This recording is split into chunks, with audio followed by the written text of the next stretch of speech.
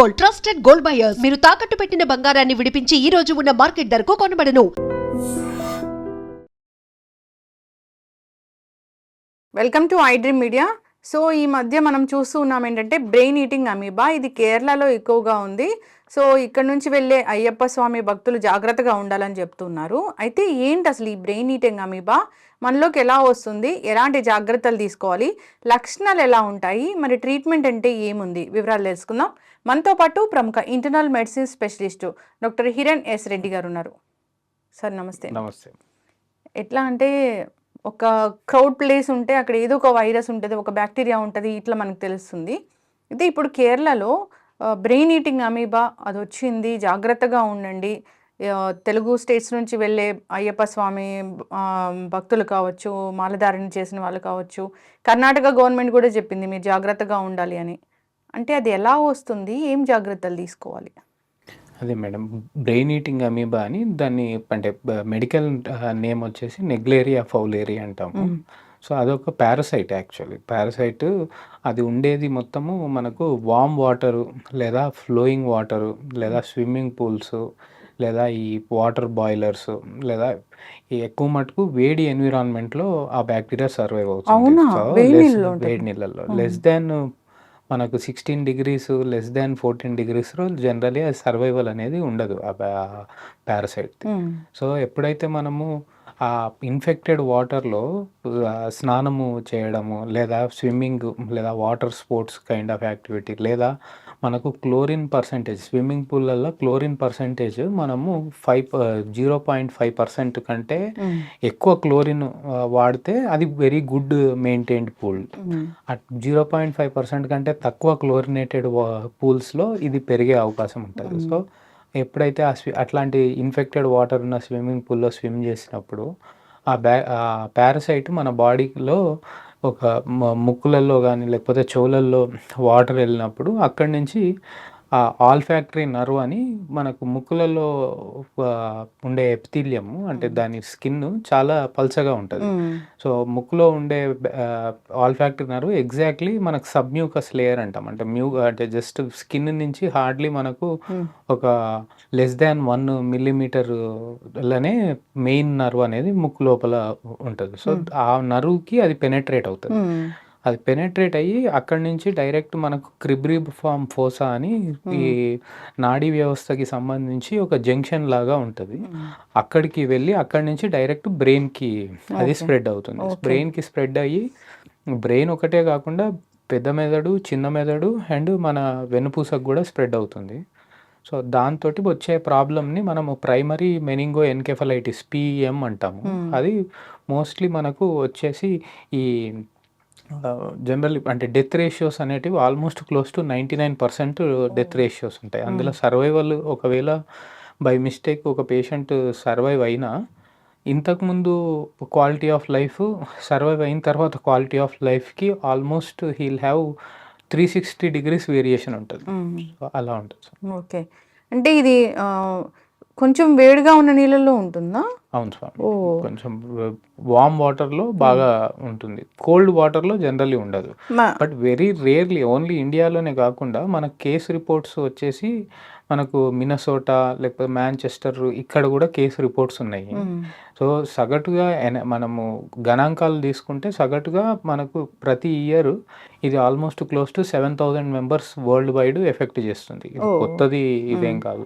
Mostly badly maintained pools లేదా కొంతమంది ఇప్పుడు మట్టిలో ఆడుతూ ఉంటారు. మట్టిలో ఆడి ఆ మట్టి ఒకవేళ ఇన్ఫెక్టెడ్ అయ్యి ఉండి అది ఒకవేళ మనకు ముక్కులోకి వెళ్తే మనకు దాని ద్వారా కూడా రావచ్చు. ఎందుకంటే ఈ పారాసైట్లో 3 stages ఉంటాయి. ఒకటి మనకు సిస్ట్ స్టేట్ అంటాము, ఒకటి వచ్చేసి ఫ్లాజిల్లేట్ స్టేట్ అంటాం, ఇంకోటి ట్రోఫోజైట్ స్టేట్ అంటాం. ఎక్కువ మటుకు మనము దీని డయాగ్నోసిస్కి వాడే టెస్ట్ వచ్చేసి లంబార్ పంచర్ అని వెనుపూస నుంచి నీరు తీసి పరీక్ష చేస్తారు. ఆ ఫ్లూయిడ్లో మనం చూసేది కూడా ఎక్కువ మటుకు ట్రోఫోజైట్ అనేది అపియరెన్స్ ఉంటుంది అందులో. అంటే ఎగ్లా ఉంటుందా? ట్రోఫోజాయిట్ అంటే సిస్ట్ అనేది ఎగ్ లాగా, అంటే డీయాక్టివేటెడ్, అంటే ఎప్పుడైతే మనకు ఫేవరబుల్ ఎన్విరాన్మెంట్ లేదు, ఫర్ ఎగ్జాంపుల్ ఒక పారాసైట్కి పెరగడానికి కానీ తినడానికి కానీ అది సర్వైవ్ అవ్వడానికి కానీ కొన్ని ఛాలెంజెస్ వచ్చినాయి. సో ఆ టైంలో ఆ పారాసైట్ ఏం చేస్తుంది అంటే కొన్ని వేల సంవత్సరాలు అది బతికే ఉండేలాగా సిస్ట్ ఫామ్లోకి వెళ్ళిపోతుంది. అట్లా అది కొన్ని హండ్రెడ్స్ ఆఫ్ ఇయర్స్ బతకొచ్చు ఆ సిస్ట్ ఫామ్లో. మళ్ళీ దానికి ఎప్పుడైతే ఫేవరబుల్ హోస్ట్, అంటే ఈ ఈ ఈ పర్సన్ బాడీలో నాకు పెరగడానికి అన్ని విధాలుగా నాకు ఫేవరబుల్ ఎన్విరాన్మెంట్ ఉంది అన్నప్పుడు అది ఆ సిస్ట్ ఫామ్ని బ్రేక్ చేసుకొని అక్కడి నుంచి దాని నెక్స్ట్ ఫామ్కి వస్తుంది. సో అట్లా చాలా ఫామ్స్ ఉంటాయి. ఈ ఈ ప్రజెంట్ పారాసైట్కి సంబంధించి మనకు ఓన్లీ 3 స్టేజెస్ ఉంటాయి. ఒకటి ఫ్లాజెల్లేట్ స్టేట్, ఒకటి మనకు ఈ ట్రోఫోజాయిట్ ఫేస్, ఒకటి సిస్ట్ ఫామ్ ఒకటి ఉంటుంది. మనకు బాగా కామన్గా మెదడుకి ఇన్ఫెక్ట్ చేసే స్టేట్ వచ్చేసి ట్రోఫోజాయిట్స్ బాగా చూస్తాము. లెస్ దెన్ 3% ఫ్లాజెల్లేట్స్ కూడా చూస్తాం. ఓకే, ఇప్పుడు ఇవి అంటే ఫ్లో అవుతున్న వాటర్లో అయితే ఉండదా? నదుల్లో ఫ్లో అవుతున్న వాటర్లో, స్టాగ్నెంట్ వాటర్లో ఉంటుంది. మనకు ప్రాబ్లం ఎక్కడ వస్తుంది అంటే ఇప్పుడు నదులన్నీ కూడా మనకు వాటర్ ఫ్లో, ఇప్పుడు నది నుంచి వాటర్ డైరెక్ట్గా సముద్రంలో కలిస్తే ఆ నదికి తోటి మనకు వచ్చే, అంటే సివిలైజేషన్కి వచ్చే యూజ్ ఏం లేదు ఫ్లోయింగ్ వాటర్తో. సో అందుకని మనం ఏం చేస్తాము, వాటర్ నిల్వ నాకు ఉండాలి, లేకపోతే రేపొద్దున నాకు ఓన్లీ రెయినీ సీజన్లో కాకుండా నాకు winter season or summer season, అంటే సంవత్సరం పొడుగునా నాకు వాటర్ సోర్స్ ఉండాలి అని మనం ఎక్కడిదక్కడ ఆనకట్లు వేసేస్తాం.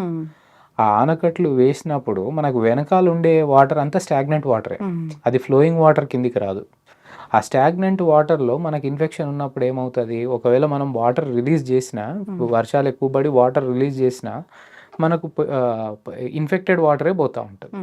ఎస్, అయితే ఇప్పుడు పంబా నదిలో స్నానం చేసేటప్పుడు జాగ్రత్తలు తీసుకోండి, ముక్కులోకి వాటర్ వెళ్లకుండా చూసుకోండి అంటున్నారు కదా డాక్టర్ గారు? అవునండి, అంటే కేరళలో లాస్ట్ ఇయర్లో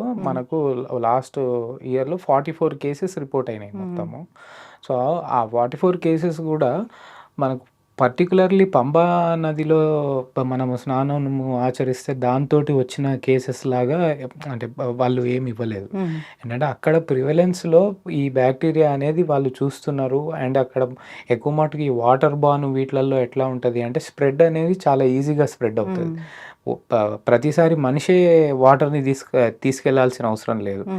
కొన్నిసార్లు ఇక్కడ మనకు ఒక చిన్న బర్డ్ ఇది ఈ స్టాగ్నెంట్ వాటర్లో వీటిలలో కొంచెం స్నానం చేసి మళ్ళీ అదే బర్డ్ వేరే దగ్గరికి పోతే దాని ద్వారా కూడా స్ప్రెడ్ అవ్వచ్చు. సో దాన్ని వాళ్ళు దృష్టిలో పెట్టుకొని ఏంటి అంటే బెటర్ యాజ్ ఏ ప్రికాషనరీ మెజర్గా మనము అటు ఇప్పుడు ఎవరైతే అయ్యప్ప స్వాములు ఇప్పుడు దీక్ష తీసుకొని అటు వెళ్ళి స్నానం చేయడము ఇట్లా ఉన్నప్పుడు మనం వెళ్ళేటప్పుడు జస్ట్ ఒక 30 to 40 రూపీస్వి ఇయర్ ప్లగ్స్ వస్తాయి, నార్మల్ స్విమ్మింగ్లో వాడేటివి. ఆ ఇయర్ ప్లగ్స్ ఇయర్లో పెట్టుకొని, ఎందుకంటే స్నానం చేసేటప్పుడు ఒకటే చేయితోటి మనము ముక్కు అండ్ చెవులు ఎవరు మూసుకోలేదు, అంటే అవి రెండు ఒకటేసారి క్లోజ్ చేసుకొని స్నానం చేయాలంటే అది పర్టికులర్లీ అది ఇంపాసిబుల్. సో బెటర్ ఏంటంటే ఇయర్ ప్లగ్స్ పెట్టేసుకొని ఇయర్లో వెళ్తే కూడా వస్తుంది, ఇయర్లో కూడా వచ్చే ఛాన్సెస్ ఉన్నాయి. నోస్ క్లోజ్ చేసుకొని స్నానం చేసుకోవచ్చు. ఓకే, అయితే ఇప్పుడు వెళ్ళే వాళ్ళు జాగ్రత్తలు తీసుకోవాలి. వెళ్ళొచ్చాక ఏం లక్షణాలు కనిపిస్తే డాక్టర్ దగ్గరికి వెళ్ళాలి? ఫస్ట్ దీని ఇంక్యుబేషన్ పీరియడ్ అంటాం మేడం. అంటే వన్స్ మనం అక్కడ స్నానం చేసినాక ఆర్ మనము ఎక్స్పోజ్ అయిన తర్వాత ఇమీడియట్గా మనకు ఏం సిమ్టమ్ రాదు, ఇమీడియట్గా మనకు as normal as any other person. Exactly మనకు దీని ఇంక్యుబేషన్ పీరియడ్ 12 days అంటాం.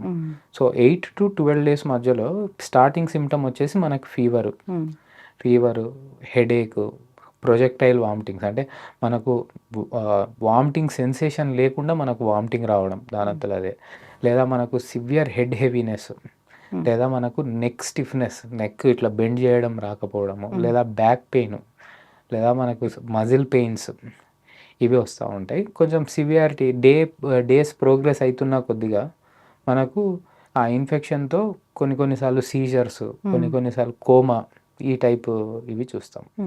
అంటే దీనికి ఒక ప్రోటోకాల్ ఉంది ట్రీట్మెంట్కి అనేది ఏమైనా ఉందా, లేకపోతే సిమ్టమాటిక్ ట్రీట్మెంట్ అయినా? యాంటీ ఫంగల్స్ ఇస్తాం జనరలీ యాంఫోటెరిసిన్ బి అని ఉంటుంది.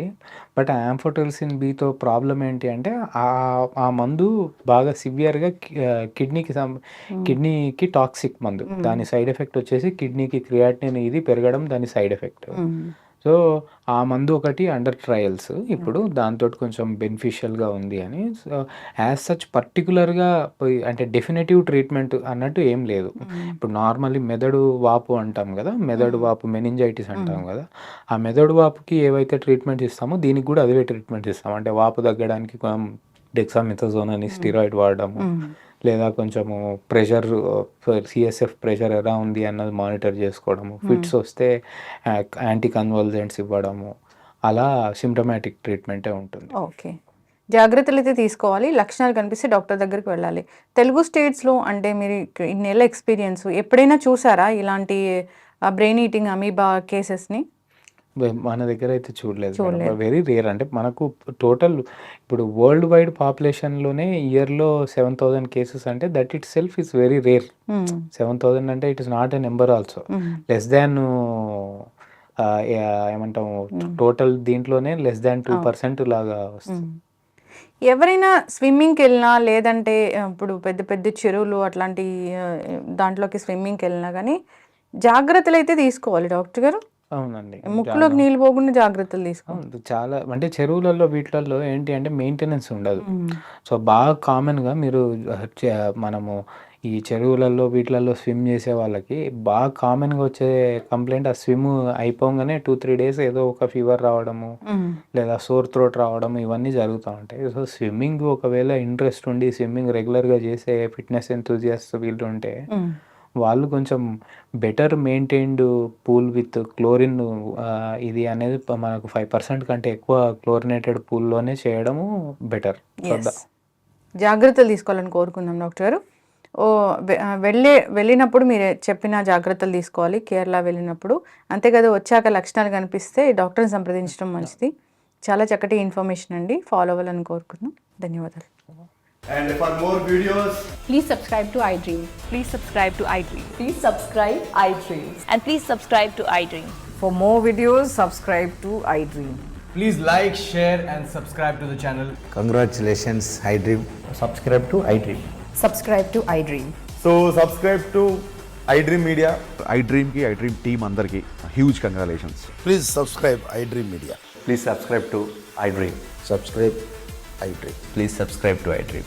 iDream అంటే నా కళల ఛానల్ సబ్స్క్రైబ్ చేసుకున్న నోరు తిరుగుతలేదు, మీరైతే గంట గుర్తు కొట్టండి. For more such videos, please subscribe to iDream.